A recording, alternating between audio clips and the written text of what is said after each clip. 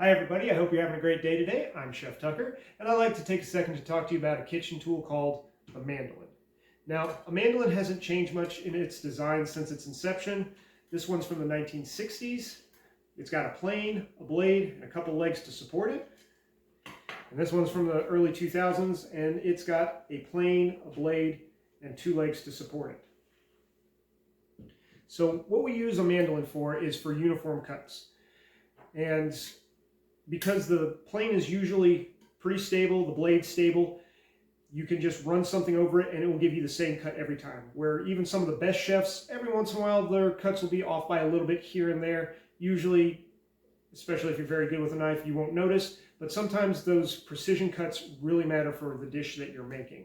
Especially to chefs when they're making like a gratin or something that, I don't know if you guys have ever seen some of the cooking shows, but they get pretty intense on their particulars. You can make a bunch of different things from it. You can make different cuts. You can make zigzags depending on the blade that you have attached. You can make waffle fries and a whole mess of stuff. This one is a small mandolin, nicknamed a handolin, just because you hold it like this, and it's the same thing. It is a ceramic blade this time, and there's no feet. You just kind of rest on what you're doing, and same principle. They're great tools. They're easy to have, but you have to be extremely careful with them because this is probably the thing that I've hurt myself on in a kitchen the most.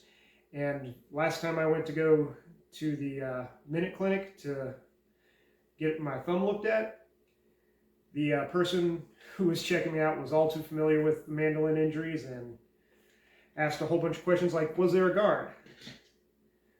The guard is just used to keep your fingers off of the plane and the blade. Sometimes it doesn't work quite as well as you'd hoped, and if you're working in a professional kitchen, I've had these disappear on me through no fault of my own on the first day that people were using them. So use them with caution, use them properly, take care of them, and they'll take care of you.